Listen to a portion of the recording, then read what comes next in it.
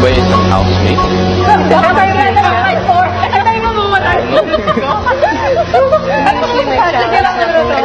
Magiging housemate siya. Ay, nako. Oo, magiging housemate.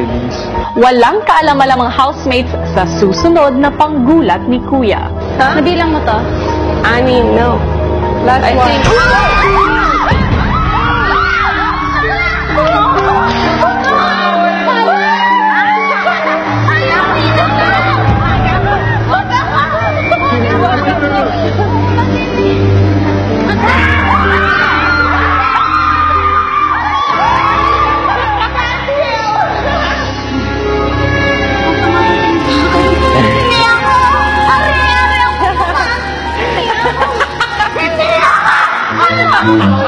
Abayaan mo naman si Bella. Tinatama mo siya. May instruction ka ba? Kakaiba ho ang mata niyon. Tapos ako ang hinahabol. Pwede namang iba. Sabi ko, wag ako, wag ako. Okay, sobrang cute lang niya. Gusto ko siyang parang pakinggan pag nagsasalita siya. Kasi iba po yung accent niya. Okay lang yan, kaya mo yan. Ayun. Thank you. Salamat po. Tinakot ka ba?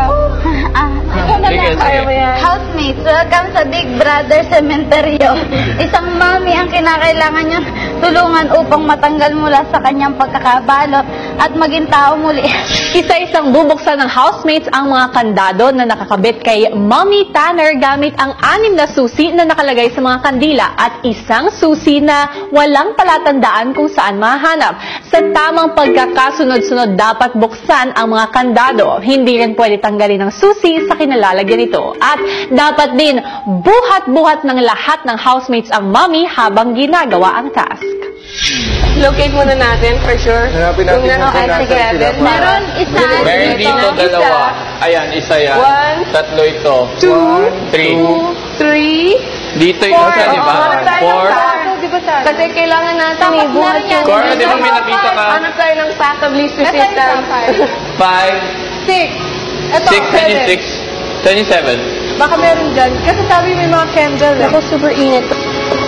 Okay. Okay, try natin. So, alam yung path na pinaka... Ito yung pinakamalapit, Pinakauna. pero feeling ko Fastest. mamaya pag... Tara, buhatin natin. Ay, ito, meron pala isa dito. Yeah, meron dyan. Ang housemates sinimula na ang task. Dito na. Pinakamabigat pa Saan ng... tayo pupunta I-try muna natin kung gaano Kung kaya kabigat natin siya. natin. 1, 2, 1, 2, 3. Pwede naman. Kaya? Sandali lang. Okay. Sige, usog natin muna para mahawakan ko yung magkabilang dulo. Oops. I couldn't see anything but up, and I didn't have my glasses or contacts in, so it's all kind of blurry the whole time I was in there. Ito, isang corner. Try Sige, natin. pwede. Sige, pinakamalapit. Tapos yung isa pwedeng taga-susi na lang. Taga-susi. habang- Okay, ako na lang yung taga-susi. Yeah, isang from that side. Nasaan yung number 1? Sa right Pero side gawin natin na lang. Dito, Hindi, sa may yung paa niya. number 1. Okay. Opposite of your side. Kanan, kanan. Back it up. Galit. Muna, please. Hindi, yan. Dito. Okay. Okay. Meron dito. Okay, dito meron. Dito. Okay, sige. Diga ho, sa pantay-pantay ang buhat ng mga yun, ano? Eh, akong pinakamababa na gayon. Di, props lang na nabibigatan ng bigat. Pero nabibigatan nga ho ako. Makting ka. Medyo ho. Nasa swing. Ay, saka. Abot? Yeah! Balik tayo Okay. dito. Balik tayo dito.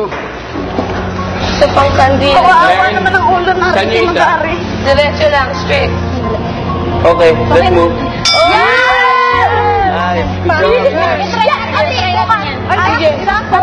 Medyo bukas. Number 1 doon. Pa-transfer ng Ilagay isa mo dito? yan. Ilagay pa yan.